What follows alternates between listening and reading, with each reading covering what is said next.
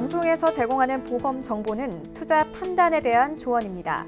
보험, 펀드 등의 가입은 투자자 자신의 판단과 책임에 따라 그 결과가 투자자 본인에게 귀속됨을 양지하시기 바랍니다. 네, 보험에 대한 모든 것을 알려드립니다. 전문가 군단과 함께하는 시청자 맞춤형 보험 방송. 안녕하세요. 보험플랜 119의 진행 민채합니다. 질병과 상해, 그리고 성인과 어린이, 표준체와 간편심사보험 모두를 막론하고요. 최근에 보장성 보험의 업셀링 플랜은 보험 시장을 관통하는 핫 키워드로 꼽히고 있다고 합니다. 보장성 보험의 전반이요. 보장 금액은 상향되고요. 새로운 담보가 생기고 또 누적 가입 한도가 올라가는 등 업그레이드되고 있기 때문인데요. 자, 그렇게 많은 보험들 중에서도 특히나 암보험과 최근에 민식이법 시행으로 주목을 받고 있는 운전자 보험의 업셀링이 그렇게 큰 인기를 끌고 있다고 합니다. 그래서 오늘 라이플랜 A 강의 시간에는요. 업셀링이 꼭 필요한 두 가지 보험 소개해 드릴게요. 강의 시간 함께 하시면서 부족한 내 보험 채워보시는 시간 마련해 놨고요. 그리고 여러분들의 크고 작은 보험 고민 모두 해결해 드리고 있습니다. 참여 방법 살펴보시죠. 저희 보험플랜 119에서는요. 전화, 문자 통해서 모든 고민 해결 가능한데요. 보험에 대한 모든 고민은 02-3153-2662번, 끝자리 2662번으로 언제든지 전화 가능하고요. 무료 문자로도 여러분들 고민 해결해 드리고 있습니다. 013-3366-0110번, 메시지도 지금부터 남겨보시기 바랄게요.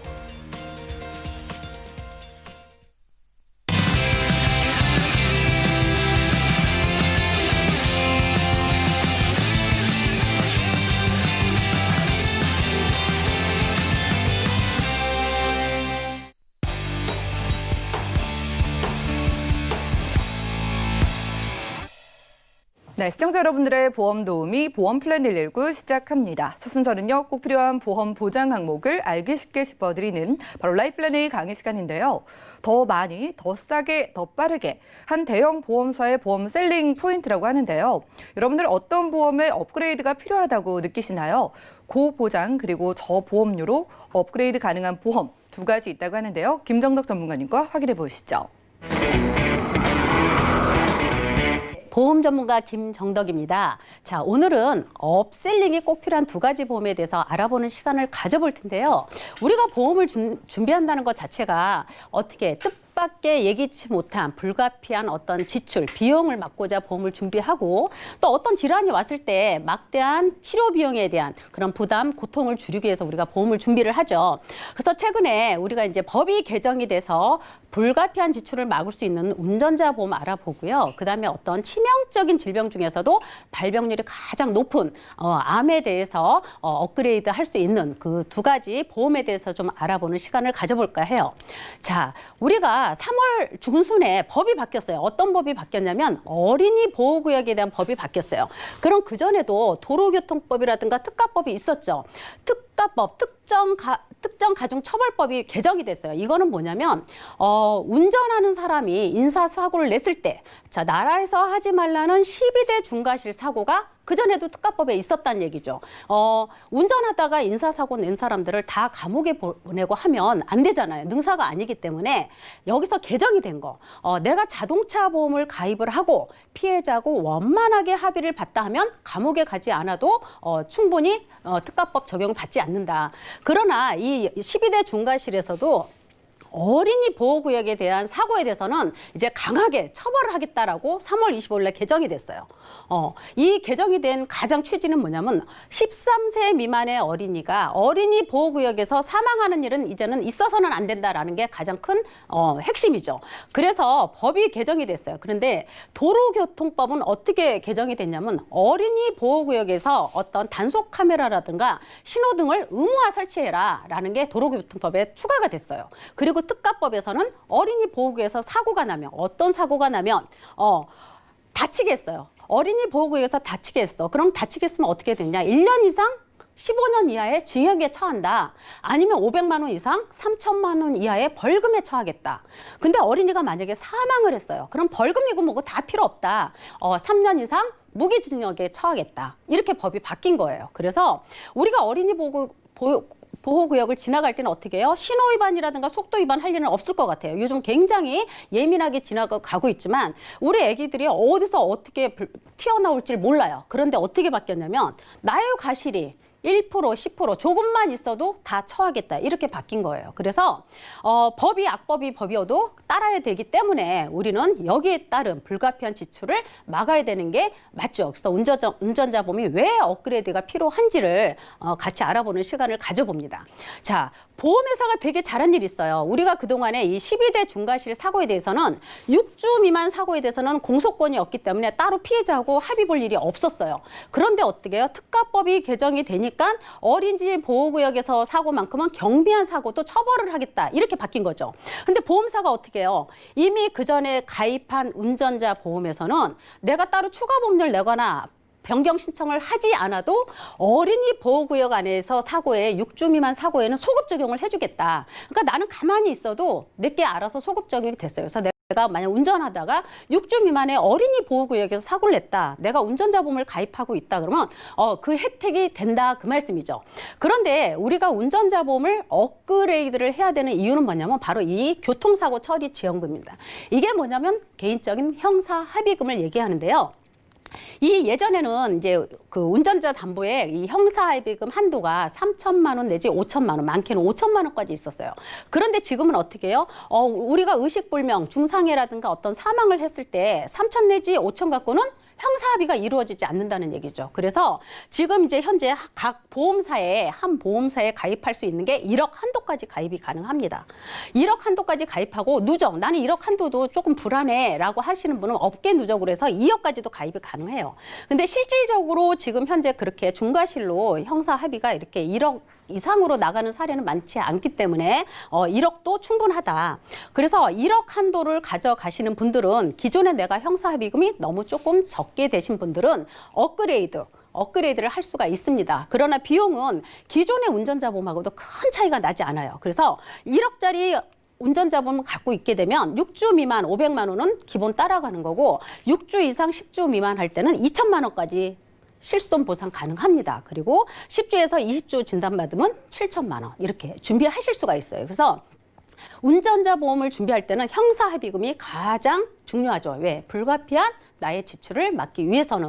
그래서 법이 바뀌었기 때문에 충분히 운전대를 잡는 분들은 업그레이드를 무조건 하셔야 된다. 그런 말씀을 드려봐요.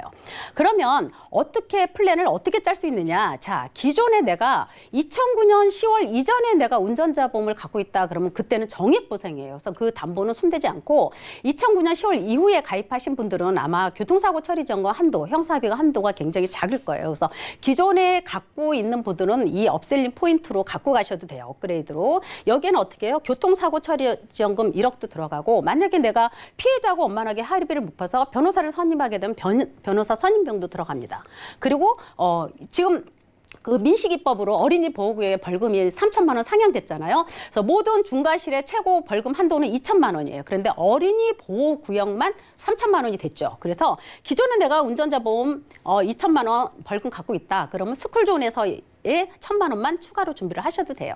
그리고 만약에 내가 기존에 운전자 보험이 있는데 그닥 한도가 크지 않다. 그러면 정리하고 한다 해도 이렇게 들어가시면 됩니다. 그래서 그럴 때는 뭐 스쿨존이 아니라 그냥 일반 벌금 3천만 원 한도로 가져가시면 돼요. 이렇게 했을 때도 보통 40세 남성분, 여성분 했을 때도 10,000원대의 운전자 보험이 설계가 됩니다. 그래서 보통 이제 10,000원대 설계가 되는데 여기에는 이제 꼭 사고가 났을 때 상대방만 해주는 게 아니라 내가 다칠 수도 있잖아요. 그죠? 교통사고로. 여기에서 내가 다쳤을 때 나오는 어떤 자동차 부상 치료비 같은 아니면 입원하면 입원비 주는 이런 담보들을 같이 탑재를 하게 되면 보험료는 조금 올라갈 수 있어요. 그러나 필요한 담보로 구성하게 되면 이런 자부상 치료비 같은 거는 제외를 해버리면 충분히 10,000원대도 설계가 가능하고 가입이 가능하다. 그리고 이제 보통 보험사가 요즘 같은 경우 이제 이렇게 법이 바뀌고 하니까 이제 연만기로 많이 판매를 하죠. 그래서 보통 한 20년 납, 20년 만기로 해도 손색이 없는데 보통 페이백이라는 어떤 특약을 같이 들어갑니다. 이거는 뭐냐면 내가 만약에 부상 등급에 뭐 1에서 7급 사이다 그러면 납입 면제를 하는데 납입 면제하고 돈을 안 내는 게 아니라 그동안 냈던 돈을 다 돌려주는 거예요. 돈이 다시 돌아오는 거죠. 그래서 이런 특약들도 같이 있습니다. 상품 안에는. 그래서 이런 거 보시고 보통 뭐 20년나 20년 만기해서 10,000원 플랜으로 이렇게 가져가셔도 괜찮아요. 보통 이제 1급에서 7급 하면 납입 면제인데 보통 7급, 가장 적은 7급 정도에 되면 어떻게 납입 면제를 받을 수 있는지 보면 보통 이런 족관절, 나 고관절 이렇게 골절이 아니라 탈구만 돼도 납입 면제를 받을 수 있다. 뭐 그런 얘기예요. 그래서 뭐 어깨 관절, 뭐 쇄골 골절 이런 정도 돼도 납입 면제 해당이 된다. 그래서 이런 납입 면제 특약이 있는 그런 운전자 보험으로 구성을 하셔도 굉장히 적절하지 않을까 싶습니다.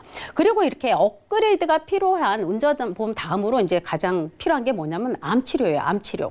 암 치료는 이제는 어떤 말이 나오냐면 돈만 있어도 치료할 수 있는 시대다라는 말이 나옵니다. 그래서 보통 암 환자들보다 신약 개발이 훨씬 더 몇 배가 더 많다라는 얘기를 해요. 그러나 이 약들이 다 통과돼서 식약처 허가를 받는 약들은 아니에요. 다 임상 실험 중에 약이 있습니다. 그런데 그 중에서도 어떤 거냐면 이제 표적 항암 약물 치료비예요. 이게 굉장히 생소한 담보죠. 우리가 보통 암 보험을 가입을 하게 되면 진단 받았을 때 주는 게 가장 좋아요. 그죠? 진단 받았을 때 주는 보험이 가장 좋죠. 그렇지만 어떻게 해요? 진단만 받아도 주는 보험은 저렴하진 않죠. 그렇죠? 표적 항암 약물 허가 치료비 이거는 뭐냐면 식약처의 허가를 받아야 되는 치료예요. 허가를 받는데 이 상품은 어떻게 구성이 되냐면 갱신이에요. 갱신. 아직 보험사가 이 상품 담보를 굉장히 오픈하지 않았습니다. 지금 생명보험회사에서 한 군데 있고 손해보험회사에서 한 군데 있어요. 아직 보험회사의 손해율이 이루어지지 않았습니다. 그래서 지금 10년 갱신이고 만약에 이거에 대한 손해율이 높아지면 이 담보는 없어질 수 있는 담보에 들어갈 수 있겠죠. 현재 10년 갱신이고 암보험하고 똑같이 90일 면책이고 감액기간 있습니다. 그리고 16세에서 65세까지 가입이 가능하고요. 65세까지는 표적 항암 약물 허가 치료비를 5천만 원까지 가져갈 수 있고 70세까지는 3천만 원 가져갈 수 있습니다. 최저 보험료는 10,000원이에요. 그래서 지난 내가 갖고 있는 암보험에 대한 업그레이드가 필요하다. 내가 기존의 암 진단비를 2천 내지 3천, 5천까지 갖고 있으신 분들은 내가 병원에서 암 치료하다가 이런 약물 허가 치료를 받아야 될 경우 이거는 진단받아서 주는 게 아니거든요. 병원에서 치료를 받아야 주는 진단비예요. 그래서 그런 고가의 치료를 받을 수 있는 이런 항암 치료제 담보는 암 진단비를 준비하셨던 분은 선택이 아닌 필수로 꼭 준비해서 갖고 가셔야 된다 하는 말씀을 드려보고요. 이거는 어떤 거냐면 보험사가 이제 아까 65세까지가 5천만 원 최초 1회안이죠. 암 진단비하고 똑같습니다. 최초 1회안으로 65세까지 표적 항암 치료 허가 치료비를 5천만 원까지 해준다. 근데 여긴 납입 면제 기능도 있다. 납입 면제가 어떻게 해? 암 진단, 유사암을 제외한 암 진단 시 납입 면제를 해주고 상해 질병 80% 이상이면 납입 면제를 해준다. 그래서 이 표적 항암 약물 치료는 암 진단하고는 담보가 조금 성향이 다릅니다. 그래서 굉장히 가입을 하는데 인수가 굉장히 완화돼 있어요. 그래서 내가 상해든 다치든 아프든 내가 병원에서 현재 치료 중에 있다라고 하면 거절이에요. 그죠? 어느 보험사도 다 거절이겠죠. 그렇지만 내가 혈압약을 먹든 당뇨약을 먹든 아니면 혈압이나 당뇨약을 같이 복용을 하든 아니면 협심증 진단을 받았든 급성심근경색이나 뇌졸중 아니면 심장판막 굉장히 다 중증 질환들이죠. 이런 질환을 받았어도 인수가 가능합니다. 다만 인수가 가능하지만 고지는 해야 돼요. 내가 이러이러한 질환이 있다라고 고지를 해야 돼요. 고지를 해도 자동 심사 내지는 다 인수가 된다. 내가 뭐 유방에 혹 있거나 자궁에 혹 있거나 어떤 혹에서 정기 검진을 받는다 그러면 부담보 인수도 가능하겠죠. 되는 거고 그다음에 거절되는 건 딱 있습니다. 내가 현재 암 진단 받았거나 아니면 에이즈 간경화 또는 백혈병이나 신부전증 요로 있는 질환은 거절입니다. 그래서 요 네 가지 질환만 아니면 충분히 준비할 수 있다. 그래서 내가 기존에 갖고 있는 암 보험과 충분히 업그레이드 할 수 있다. 그런 말씀 드려봅니다. 어떻게 이거는 처방을 받느냐? 의사가 그냥 처방을 내려주는 거예요. 이거는 우리가 혈압이나 당뇨약 먹는 것처럼 똑같이 달달이 약을 처방받아서 먹는 거예요. 그래서 이거는 입원도 필요 없어요. 그냥 통원해서 의사 선생님의 처방을 받아서 이루어지는 겁니다. 그래서 보험사가 이렇게 의사로부터 처방만 내려졌다 그러면 보험사가 바로 보험금을 지급하는 시스템으로 되어 있습니다. 이거 치료비. 자, 어떻게 되면 지금은 유방암이나 뭐 폐암, 대장암, 위암 이런 경우도 이제 표적 치료제가 여러 가지 약이 있습니다. 뭐 아바스틴 있고 뭐 얼비툭스 뭐 모르는 이런 약제 이름이 많이 있는데 보통 이제 유방암도 이제 어떤 약을 쓰느냐에 따라서 이렇게 다릅니다. 어떤 경우는 6개월 쓰고 어떤 경우는 1년 쓰고 어떤 경우는 1년, 2년 가까이 이렇게 씁니다. 그래서 유방암 같은 경우도 보통 2천에서 4천 정도의 치료, 항암 치료제 비용이 나와요. 폐암 같은 경우는 보통 1년 미만으로 나와도 치료비는 유방암의 2배가 되죠. 4천에서 7천만 원 정도 됩니다. 그리고 뭐 대장암이나 위암 같은 경우도 굉장히 비싸요. 뭐 40개월이면 3년 넘게 이 항암 치료제 복용을 한다는 얘기예요. 이렇게 했을 때 보통 이렇게 월 평균 비용이 400만 원이 넘습니다. 이렇게 월 평균 비용. 그래서 이거는 기존에 이제 뭐 수술도 하고 하는 경우도 있지만 재발이나 전이가 됐을 때 이 암세포를 이렇게 줄여주는 그런 치료제입니다. 그래서 더 이상 커지지 않고 번지지 않게 해줄 수 있는 치료제예요. 그래서 시대에 맞는 그런 치료법이다 할 수가 있겠죠. 자.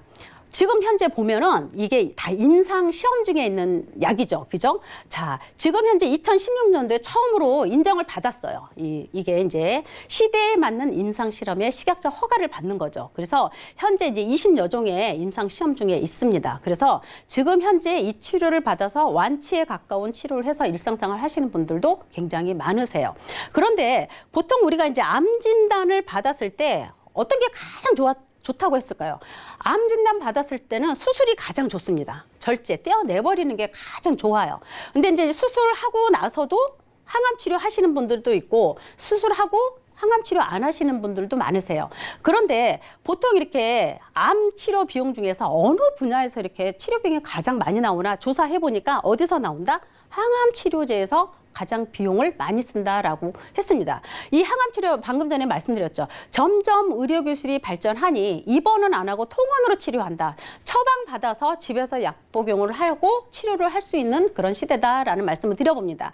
그런데 어떻게 해요? 우리가 실손보험은 우리가 실손보험만 믿고 또는 나라에서 다 해주는 국민건강보험에서 다 해준다라는 것만 믿고 있어서는 이 치료를 못 쓴다는 말씀이죠. 앞전에 방금 설명드렸던 이것도 바로 다 비급여제. 비급여입니다. 국민건강보험 적용이 안 돼요. 그래서 우리는 이게 이제는 암도 돈만 있으면 치료할 수 있는 시대가 열렸다. 그런 말씀을 드려봅니다. 그래서 항암 치료가 암 치료하는 데는 가장 비용을 많이 쓴다. 이게 현실에서 이제 얘기를 해주고 있는 거예요. 그러면 보통 병원에서 암 전문의, 암 전문 의사가 이 항암 치료, 표적 항암 치료에 대해서는 어떻게 얘기를 하냐 하면 백신과 같다 그래요. 백신. 자, 이거는 뭐냐면 어떤 거냐면 우리가 암이 뭐예요? 세포로 이루어졌죠. 세포로 이루어져 있는데 우리 몸에 면역 세포를 만드는 거예요. 우리가 주사를 맞고 치료제를 복용함으로 인해서 우리 몸에 있는 세포를 굉장히 강화시키는 거죠. 그래서 면역 세포가 그 암세포를 잡아먹는 겁니다. 계속 잡아먹다 보니까 어떻게 해요? 암세포가 점점점 없어지다 보면 이게 완치될 수 있다. 그래서 지금 이건 백신과 같고 이런 치료가 현재 있다. 근데 보통 이제 의사분들이 하시는 얘기가 그럼 이렇게 좋은데 그럼 단점이 뭐냐라고 말씀드리니까 유일한 단점은 너무 비싸다. 너무 비싸서 쓸 수가 없다. 아까 말씀드렸죠. 유방암 같은 경우도 이 치료를 쓰면 보통 2천에서 4천만 원 들었고 폐암 같은 경우는 4천에서 7천만 원 이상 듭니다. 그러면 보통 수술하고 그동안 치료한 비용은 빠지고 이 약제비만 그렇게 든다는 얘기예요. 그래서 실질적으로 병원에서 보험사가 상품을 만들 때는 병원에서 치료 내역이나 이런 거를 보고 보험 상품을 많이 만들죠. 근데 현재 시대에 맞게 표적 항암 치료가 나왔음에도 불구하고 비용이 너무 비싸니까 치료를 못 받고 있는 현실이다. 보험회사가 지금 이 상품이 나온 지가 굉장히 오래됐지만 막 만들어내질 못하고 있는 건 아직 손해율이 입증되지 않다 보니 만들어내지를 못하고 있는 거죠. 그래서 현재 나와 있는 생명보험과 손해보험사 두 군데 있습니다. 그래서 우리가 암보험을 준비함에 있어서는 추가로 준비를 하는 게 가장 좋을 것 같다. 그러면 이 암진단 왜 업셀링이 필요하냐? 그러면 나라에서 암진단 받아도 나는 5%만 부담하면 되는데 치료비에 부담이 없는데 왜 이렇게 암에 걸리면 통증에 치료비의 부담이 많은 게 현실일까? 바로 이런 부분이 이 치료비, 비급여 국민건강보험 적용이 되지 않는 비급여 치료비, 시대에 맞는 고가의 치료비 때문에 치료비 부담이 굉장히 크다. 그래서 암 환자 10명 중에서 8명 이상은 실직을 할 수밖에 없다. 치료를 제대로 못 받으니 실직을 할 수밖에 없다라는 게 국립암센터에서 1,040명을 대상으로 조사를 한 게 바로 이렇게 나옵니다. 그래서 예전에는 이런 치료가 없으니까 입원해서 장기간 입원하고 치료를 할 수가 있었지만 지금은 점점 임상시험 중에 있는 그런 치료 기술이 굉장히 발전되고 많기 때문에 지금 현재는 치료 비용이 굉장히 비싸기 때문에 내가 돈만 있으면 충분히 치료도 가능하다, 완치도 가능하다라는 그런 시대에 있습니다. 지금 보험사가 이제 이 표적 항암 약물 허가 치료비를 만든 지가 얼마 안 됐지만 굉장히 저렴해요. 최저보험료 10,000원입니다. 10,000원. 그래서 제가 암보험, 내가 기존에 갖고 있는 암보험을 업그레이드를 해야 된다. 내가 암보험을 준비했다는 거는 내가 암에 걸릴 확률이 있다라는 생각을 하기 때문에 암보험을 준비를 했다라고 봅니다. 그래서 기존에 없었던 그리고 신경술 치료를 쓰기 위해서는 내가 기존에 있는 암보험을 놔두고 추가로 업그레이드를 시키는 겁니다. 그래서 이 한 번 최초 1회안 주는 이 5천만 원 표적 항암 약물 허가 치료비를 가입하기 위해서는 최저보험료 10,000원입니다. 10,000원. 근데 아까 말씀드렸듯이 손해율이 입증되지 않았어요. 그러다 보니까 보험회사가 어떻게 해요? 갱신으로밖에는 못 가져간다. 그렇지만 없어질 수도 있는 담보이기 때문에 내가 암보험 준비하신 분들은 업그레이드 차원에서 이 정도 플랜은 가져가셔야 된다. 보통 이제 요 정도 담보로만 계산을 했을 때는 보통 20세 최저보험료는 10,000원이에요. 근데 보장보험료로는 이렇게 여성은 20세 여성은 1,500원이고 20세 남성 700원, 1,000원도 안 됩니다. 근데 이제 보통 우리가 이제 건강이 걱정될 우려에 있는 우리 나이 50대, 60대 계신 분들, 자 40대도 10,000원이 안 되죠. 40대 계신 분들은 10,000원이면 이 플랜 가져갈 수 있습니다.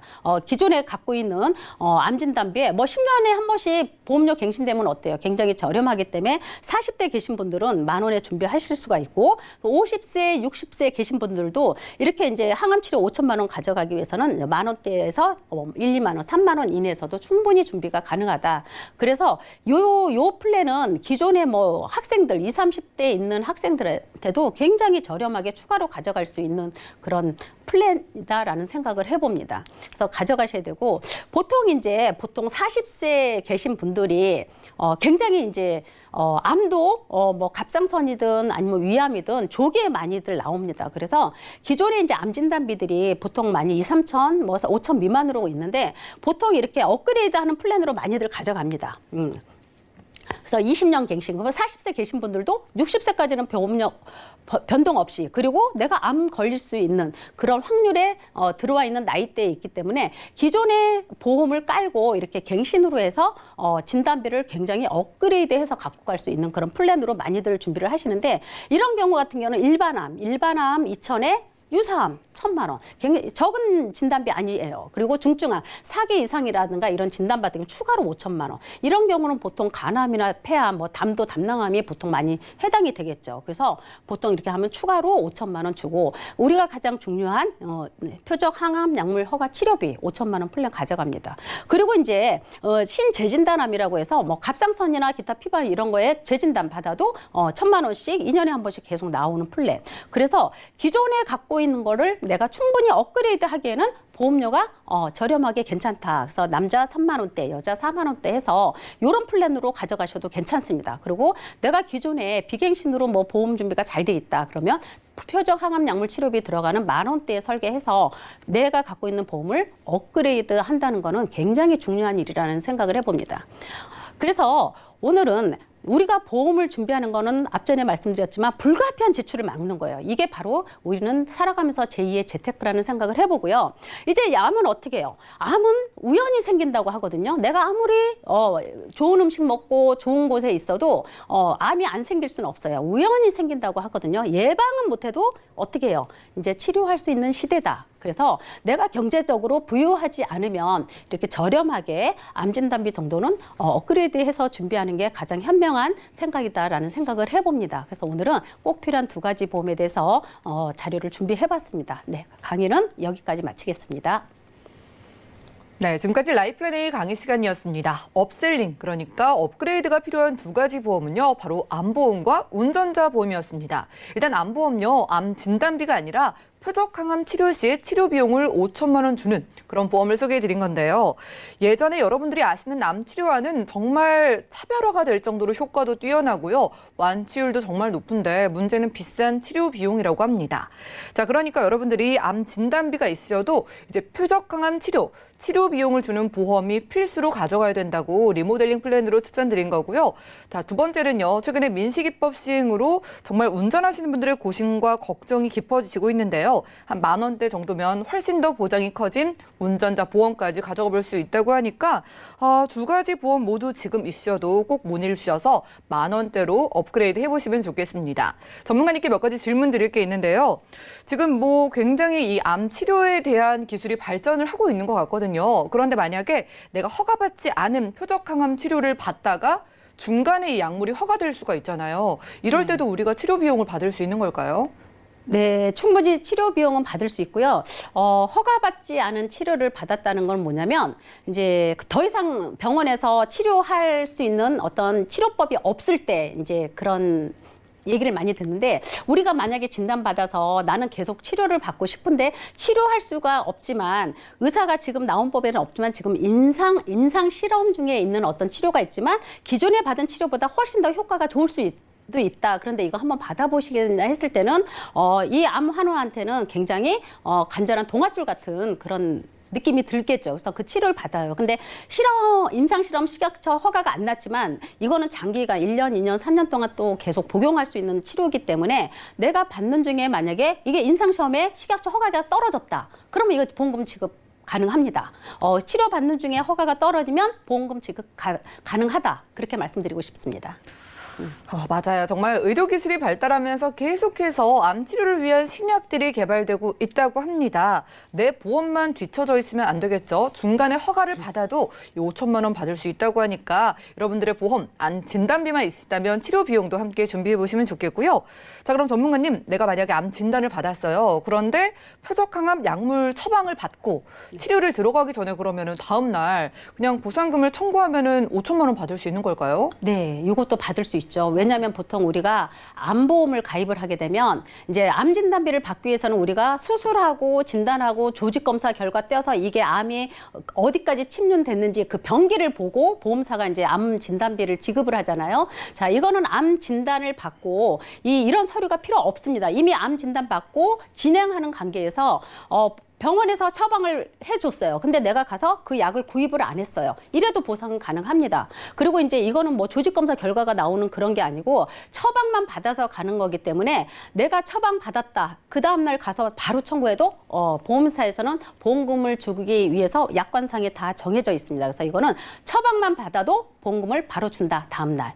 이렇게 말씀드릴 수가 있겠어요. 와, 이거 좋네요. 그러니까 아직 치료를 받지 않은 상태에서 의사가 이 환자에게 표적항암 치료가 필요하다. 이런 처방만 받으면요, 바로 다음날 치료 전에 5천만 원이라는 큰 치료 비용을 여러분들이 일시금으로 받을 수 있다고 합니다. 그러니까 암 치료 전에 큰 돈 받으시고 치료 비용에 대한 부담 전혀 느끼지 않으시면서 치료에 집중하실 수 있을 것 같아요. 자, 오늘 김정주 전문가님 모시고 라이프레데이 강의 시간 함께 했고요.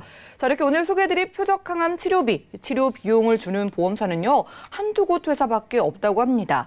자, 그러니까 뭐 너무 치료 비용이 비싸니까 엄두도 못 내시는 분들이 많은데 그 치료 비용을 주는 만큼 보험회사 입장에서는 리스크도 큰 보험이라고 할 수 있겠고요. 어떻게 보면 실험적인 보험이죠. 그러니까 앞으로 손해율이 나오면 보험사가 이 보험을 보장 내용을 줄일 수도 있는 만큼, 그리고 여러분들이 지금은 10,000원에 가입할 수 있지만 10,000원 넘게 좀 비싸질 수도 있는 만큼 빠르게 우리 시청자분들은 서둘러 보시면 좋겠고, 새롭게 바뀐 운전자 보험도 10,000원대면 부담 없이 가능하다고 하니까 이렇게 표적항암 치료비를 주는 암보험이나 운전자 보험 리모델링 원하시는 분들은 언제든지 연락 주시면 도움 드리겠습니다. 그럼 오늘 강의 내용 정리해드리고요. 상담 시간 이어갈게요. 잠시만요.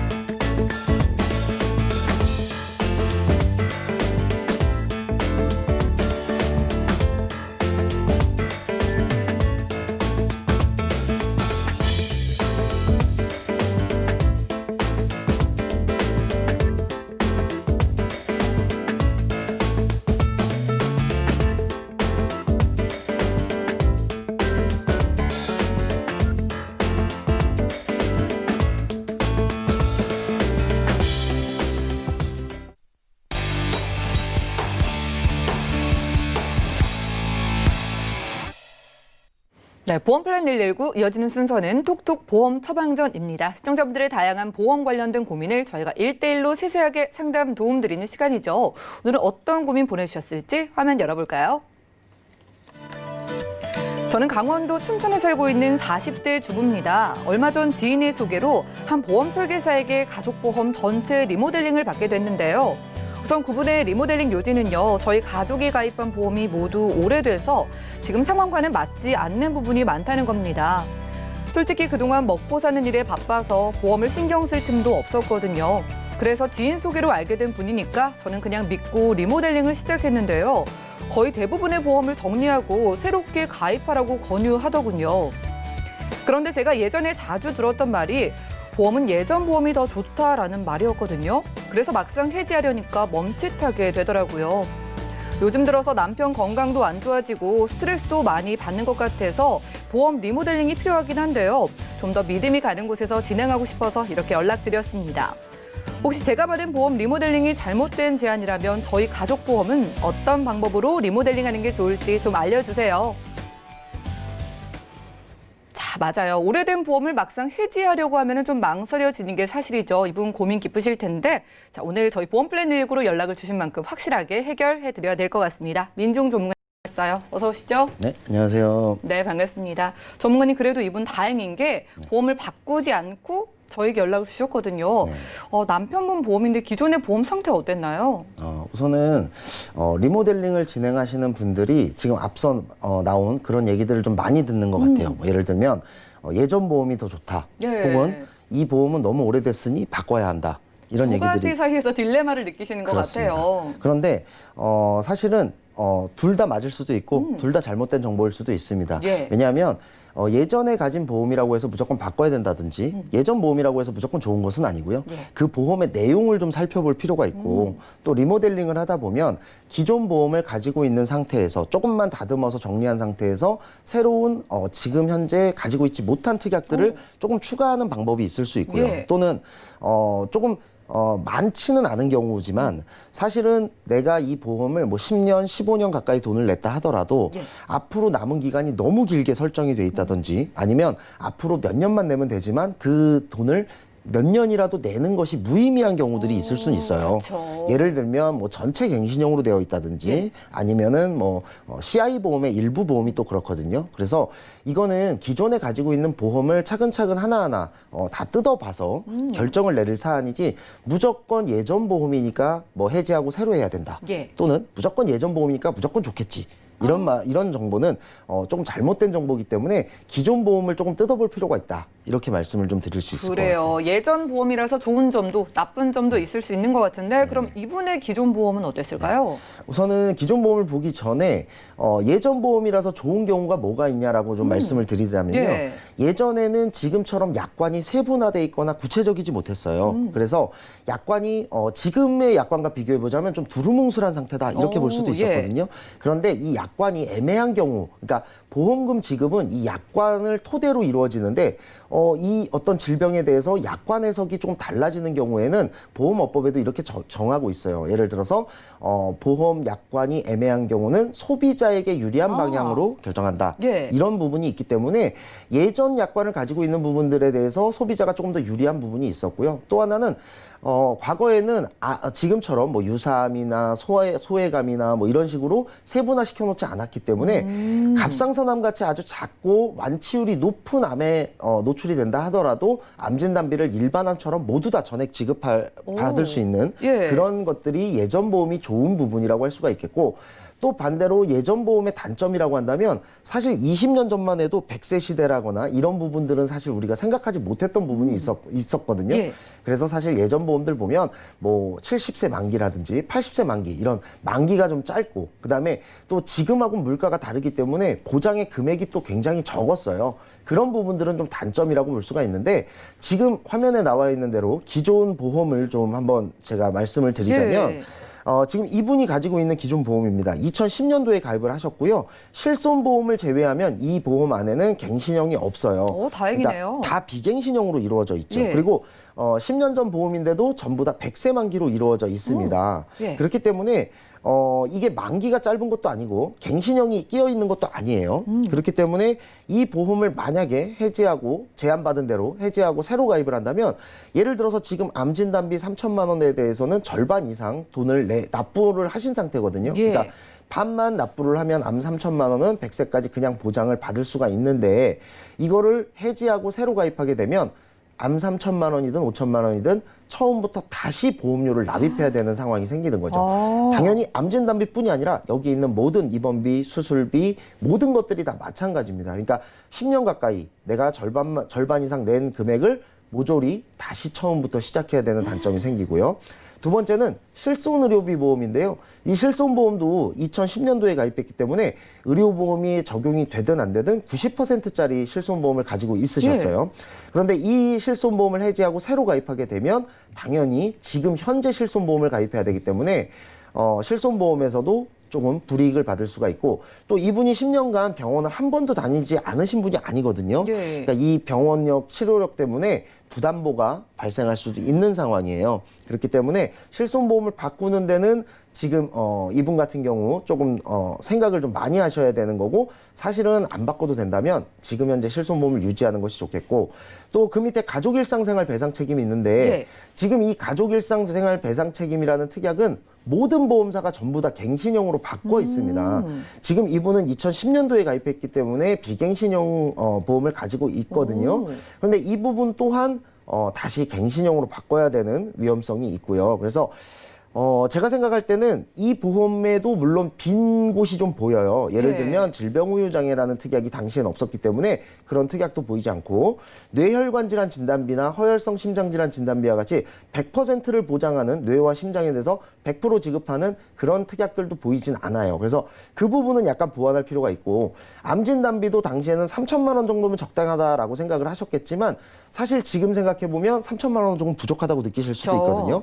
그렇기 때문에 이 부분 같은 경우도 조금 업셀링을 할 필요는 있어 보이지만 그렇다고 해서 지금 현재 100세 만기로 잘 되어 있고 비갱신형인데다가 이미 10년 이상, 절반 이상 납입한 보험 그리고 일부 특약들의 경우 지금 바꾸면 오히려 더 손해인 그런 특약들도 가지고 있는 보험을 해지할 필요는 전혀 없어 보이고 다만 이 보험 안에 적립보험료가 조금 설정이 좀 많이 되어 있는데 이 부분을 적립보험료만 삭제를 하신다라고 해도 지금 내고 계시는 12만 7천 원에서 약 한 2만 원에서 3만 원 정도가 줄여지는 상황이거든요.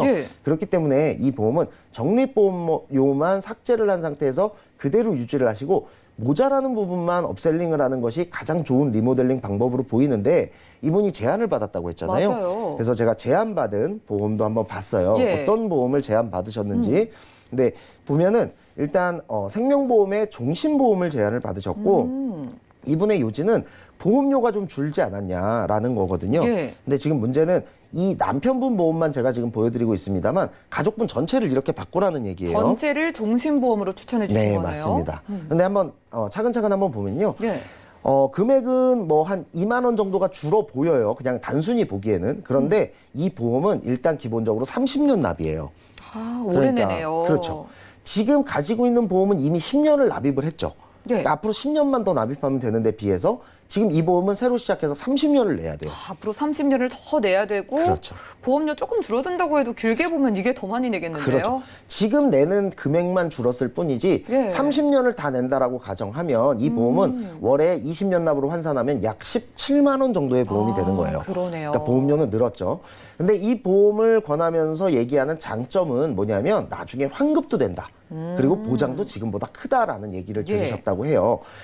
나중에 환급되는 것도 맞고 사망보험금이 설정돼 있으니까 어쨌든 사망보험금이 됐든 해지환급금이 됐든 받는 거는 맞다고 볼 수가 있어요. 그 얘기는. 그런데 이 내용을 한번 뜯어볼게요. 일단 보장 범위에 대해서 한번 보면요. 암진단비가 기존에 3천이었던 것을 5천으로 늘렸다 이렇게 얘기를 하셨는데 이 암진단비는 기존에 가지고 있던 것처럼 예를 들어 뭐 유방암, 자궁암, 난소암, 전립선암, 방광암 이런 생식기암도 100% 해주는 암진단비가 아니고요. 제가 지금 앞서 나열했던 이 암에 대해서는 10%만 지급하는 그런 보험이에요. 그러니까 어떤 암을 진단받았느냐에 따라서 5천만 원을 받을 수도 있고 500만 원을 받을 수도 있는 그런 진단비로 일단 구성이 되어 있고요. 그다음에 뇌졸중이 아까 보장됐었는데 금액은 늘어났지만 여기는 뇌출혈이에요. 생명보험은 예. 뇌출혈까지만 보장을 하고 있거든요. 이거 받기 진짜 힘든 거 아니에요? 그렇습니다. 일단 보장의 범위가 뇌졸중 같은 경우 약 60%에서 70%까지 보장을 한다라고 하면 뇌출혈은 8% 정도밖에 지나지 않아요. 그러니까 네. 보장 금액은 3천만 원으로 1천만 원이 더 늘었다고 볼 수 있지만 보장되는 범위는 60~70%에서 8%로 줄었다고 볼 수 있습니다. 오히려. 그다음에 지금 보시다시피 대부분의 모든 특약들이 다 3년 갱신형이에요.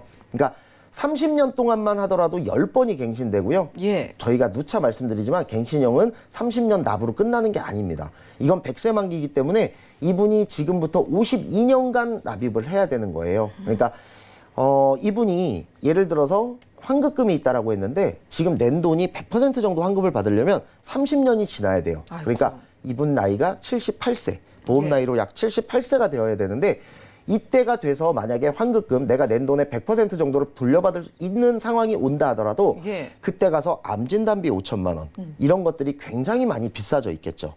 그렇기 때문에 내가 받은 해지환급금을 가지고 앞으로 남은 보험료를 내기에도 빠듯한 상황이 올 수 있어요. 그러니까 이거는 환급이 이루어진다라고도 볼 수가 없고요. 78세에 그때 가서 혹은 70세가 넘어서 아 이거 갱신이 너무 많이 된다. 예. 그래서 새로운 보험을 다시 알아봐야 되겠다라고 하면 당연히 새로운 보험을 알아보기도 힘든 나이가 돼버리는 그때는 거죠. 이미 너무 늦어지죠. 뭐 그렇죠. 해지도 문제고 이거 해지했다가 이걸로 가입했다가 나중에 맞습니다. 후회가 막심해지셨을 것 같아요. 맞습니다. 이분뿐이 아니죠. 이분의 가족들도 전부 다 이런 상황에 그러니까요. 노출될 수가 있는 상황이 올 수 있죠. 기존의 보험들에 그래도 빈 부분이 있기는 했지만 그래도 해결하면은 그렇죠. 또 웬만큼은 좋은 보험이었잖아요. 대표적으로 빈 부분이 질병 후유장애 보장이라고 하셨는데 네. 이거 어떤 보장이에요? 네, 우선은 지금 기존에 가지고 있던 이분의 보험에서는 질병후유장애 특약이 없었어요. 네. 질병후유장애라는 건 일단 생명보험사에는 없는 특약이고요. 손해보험사에서도 일부 보험사만 가지고 있는 특약입니다. 이유는 이거는 내가 특별한 일이 생기지 않고 노후가 왔을 때 자연스럽게 발생하는 모든 것을 보장하는 보험이기 때문에 보험사 입장에선 당연히 나중으로 갈수록 부담이 될 수밖에 없어요. 그러니까 한 번만 지급하는 것이 아니라 계속해서 반복 지급되다 보니까 보험사 입장에서는 인간의 수명은 늘어나고 의료기술은 좋아지고 하지만 노후 상태가 길어지기 때문에 보험금을 계속해서 지급하고 그 보험금이 발생하는 상황을 막을 수가 없어요. 그렇기 때문에 대부분의 보험사들은 이 질병후유장애 특약을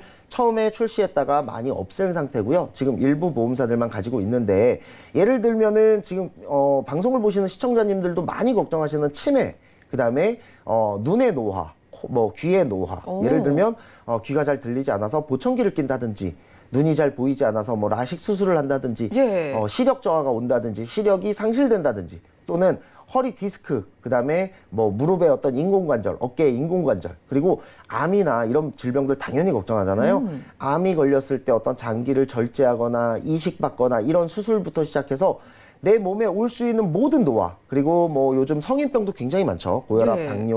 당뇨병이 왔을 때 올 수 있는 합병증, 뭐 손가락이나 발가락을 절단한다든지 굉장히 많은 것들이 사실은 내가 별다른 특별한 사고가 없이도 그냥 내가 나이가 들었다는 이유만으로 찾아오는 질환들이 굉장히 많아요. 그런 질환들은 꼭 내 몸에 후유장애를 남기기 마련인데요. 이 후유장애들은 이 후유장애가 발생할 때마다 그리고 이 후유장애들이 커질 때마다 계속해서 지급받는 방식이기 때문에 이 특약은 내가 조기에 사망하지만 않는다면 고객에게는 굉장히 도움이 되는 특약이고 보험사에는 가면 갈수록 굉장히 부담이 되는 특약일 수밖에 없기 때문에 내가 지금 연령이 60세 이하고 그다음에 만성질환이 특별히 없다면 이 특약이 가입 가능하다면 이 특약은 꼭 가입을 하시는 것이 좋은 그런 특약이라고 볼 수가 있습니다. 그러네요. 누구나 나이를 먹으니까 결국에는 받을 수 있는 확률이 굉장히 높은 보장인 것 같고요. 이대 질환 쪽 보장도 굉장히 중요하다고 네. 하셨거든요. 맞습니다. 뇌와 심장 쪽 어때요? 이분 같은 경우 아까도 보셨다시피 2010년도에 가입했기 때문에 뇌혈관 질환 진단비 그리고 허혈성 심장 질환 진단비와 같이 뇌와 심장에 대해서 100% 지급하는 특약은 없었어요. 뇌졸중과 급성 심근경색으로만 이루어져 있었는데요.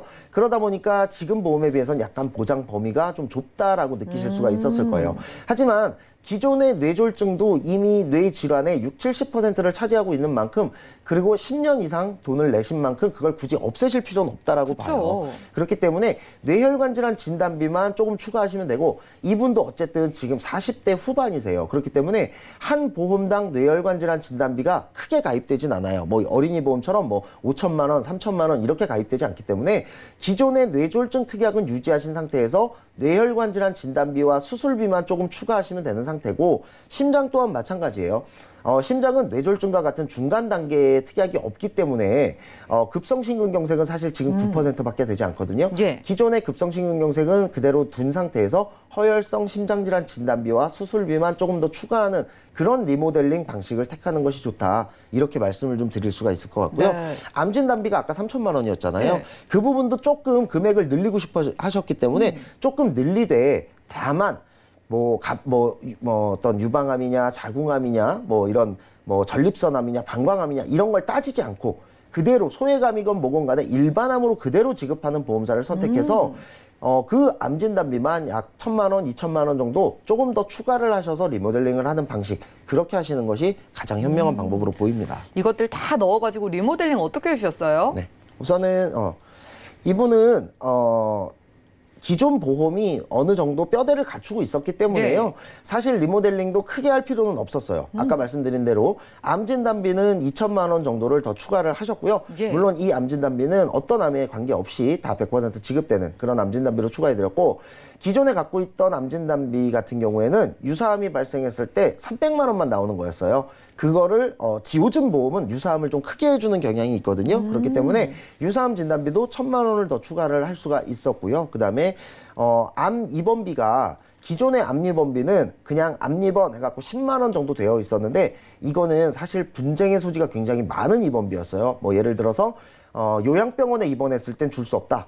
혹은 안병동 거만 줄 거다. 뭐 이런 것 때문에 네. 고객들과 보험사 간의 민원이 굉장히 많이 발생하는 그런 암입원비였기 때문에 새롭게 바뀐 법대로 안병동에 입원할 때는 얼마, 요양병원에 입원할 때는 얼마 이렇게 약관이 바뀐 암입원비를 추가해드렸고 기존에 있는 특약에서는 암입원비는 빼드렸습니다. 그렇기 때문에 예. 보험료도 뭐 특별히 추가로 발생하진 않았고요. 좀 더 합리적인 암입원비를 가질 수가 있게 되었고 질병후유장애 특약 아까 없었는데요. 질병후유장애 특약도 2천만 원 추가를 했고 예. 뇌혈관 질환 진단비, 허혈성 심장질환 진단비 아까 말씀대로 이분도 40대 후반이기 때문에 한 보험에는 1,000만 원씩까지밖에 더 이상 보강할 수가 없었어요. 그래서 기존의 뇌졸중, 급성심근경색을 가진 상태에서 뇌혈관 질환 진단비와 허혈성 심장질환 진단비를 1,000만 원씩 각각 추가를 해드렸고 기존 특약에서는 16대 질병 수술비였죠. 이거는 34대 질병 수술비로 늘려드렸고 자녀분들의 경우에는 질병후유장애 특약은 3천만 원, 뇌혈관 질환 진단비는 3천만 원, 허혈성 심장질환 진단비도 3천만 원, 그리고 34대가 아닌 어린이 보험이었기 때문에 71대 질병 수술비로 해서 500만 원 이렇게 늘려드렸어요. 그러니까 지금 제가 보여드리는 거는 40대 후반의 남편분 보험만 보여드렸지만 어린이 보험은 이것보다도 훨씬 더 많은 보장이 추가가 됐고 어린이 보험이기 때문에 훨씬 더 저렴하게 추가를 할 수가 있었고요. 보험료는 지금 현재 어쨌든 그 과거 2010년보다는 10년이 지난 상태였기 때문에 보험료 좀 늘어났어요. 앞에 보험은 적립보험료를 빼서 보험료를 줄여드렸고 지금 보험은 약 7만 원 정도를 추가해서 리모델링을 도와드렸습니다. 그래서 이분 같은 경우에는 적립보험료를 삭제하고 유지하고 그다음에 새로운 리모델링을 추가해드려서 기존 보험보다는 약 2만 원 정도가 더 추가된 14만 8천 원에 만족하실 만한 그런 보장들로 추가를 해서 리모델링을 완료시켜 드렸습니다. 네, 좋습니다. 기존에 가지고 계셨던 남편분 보험 정리하고 종신보험으로 바꿨다가 정말 나중에 후회하실 뻔했습니다. 기존에 뭐 보장 범위나 만기 그리고 그 안에 실비까지 모두 괜찮았고요. 그나마 그 안에 적립보험료가 들어있다는 게 조금 아쉬웠어요. 내가 보장받는 것과 관계없는 돈이 나가는 건 아까우니까 이것만 삭제를 해드렸고요. 없었던 질병후유장애나 좀 부족했던 3대 진단비에 대한 보완까지 도와드렸습니다. 자, 시청자분들도요. 이렇게 보험은 사는 동안 동반자처럼 함께 가는 만큼 지인만 믿고 가입하기보다는요. 저희 보험플랜 119로 연락을 주셔서 정말 잘 제안받은 보험인지 그리고 기존의 보험은 어떤지 꼼꼼하게 점검과 진단 받아보시기 바라고요. 자, 오늘은 민지용 전문가님과 톡톡 보험 처방전 시간 함께했습니다. 저희가 제공해드린 정보는 투자 판단에 대한 조언일 뿐 해당 보험의 가치와 수익률을 보장하지 않는다는 점 기억 부탁드리고요. 저희 보험플랜 119 준비한 소식은 여기까지입니다. 더욱더 여러분들께 도움되는 보험 정보로 찾아뵙도록 할게요. 함께해 주신 여러분 고맙습니다.